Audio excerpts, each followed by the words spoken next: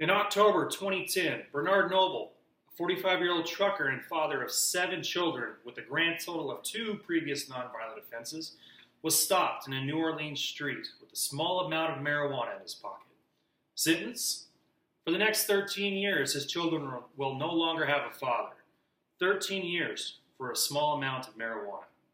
The costs of this national obsession, in both money and time, are astonishing. Each year, enforcing laws on simple possession of marijuana costs America $3.6 billion, according to the American Civil Liberties Union. Charlotte Figge, a young 8-year-old girl, was suffering from seizures caused by Dravet syndrome, a form of severe epilepsy, to the tune of 300 seizures a week. After consuming a strand of liquid marijuana with very low THC, it is reported her seizures have decreased to nearly 4 a month. 4 seizures a month. I understand there are members of this nation and lawmakers with very conservative mindset against the use of marijuana. Where I do not promise to change your feelings and values toward the use of marijuana, I do promise to provide a strong, factual argument towards federally legalizing the recreational use of marijuana. I am not a lawyer. I am not any part of any pro-legalization chapter. I am, however, fanatical in this nation's quest for free thought and free action.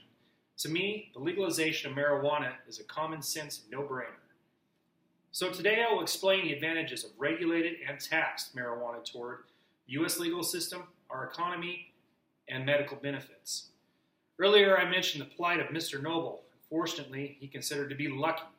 In 1993, a Missouri man by the name of Jeff Mizanski was arrested for purchasing, unknowingly he said, a 5-pound brick of marijuana. Because he had 2 prior non-violent convictions, he was sentenced to life without parole. Yes, 5 pounds is an awful lot of marijuana to purchase. Is that amount worth literally throwing someone's life away? What about the cost of incarcerating Mr. Mizanski? According to heartsandminds.com, every year that an inmate spends in prison costs $22,000. The average life term costs American taxpayers $1.5 million.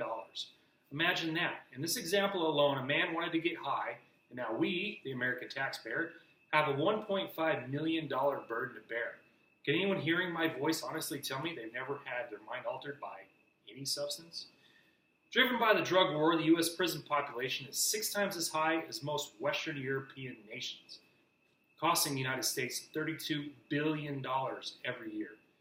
Merely enforcing prohibition costs taxpayers an estimated $10 billion annually, and the results of the arrests of more than 693,000 individuals per year. We already covered how much that costs. How can we stop throwing away lives for minor reasons? How can we literally save our country billions of dollars? 2 words: legalize it. What kind of effect would taxation of legalized marijuana have on our economy? I present to you the Colorado example. According to ABC Denver 7 website, last year the Colorado Department of Revenue said the state brought in more than $60 million in taxes. Forbes magazine states Colorado spent the first $40 million towards school construction. The other $20 million, the state hasn't decided yet. Imagine that.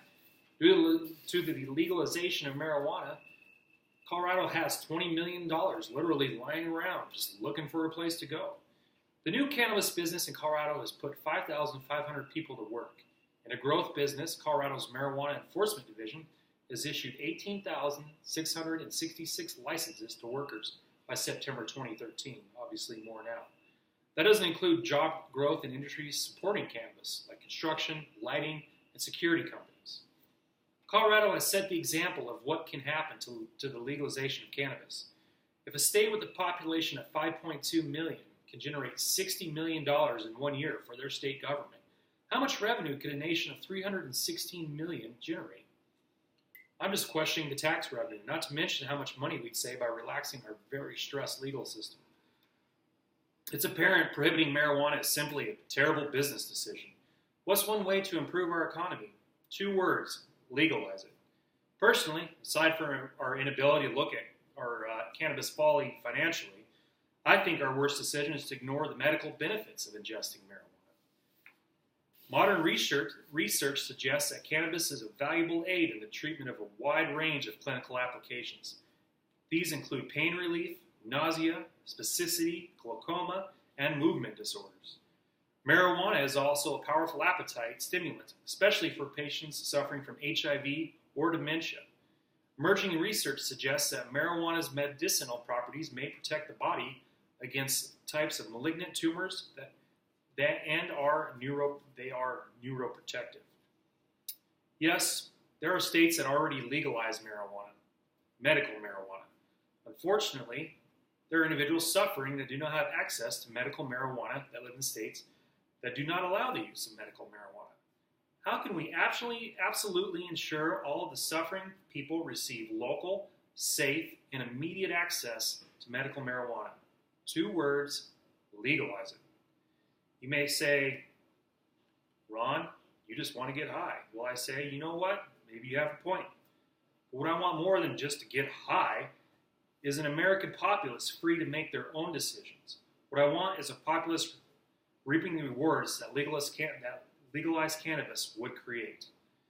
Every day in America, lives are thrown away for a small amount of mind-altering substances. Prisons are filled over capacity. Billions of dollars are being left in the black market, and people suffer when they don't have to. It's time for America to wake up. 2 words, legalize it.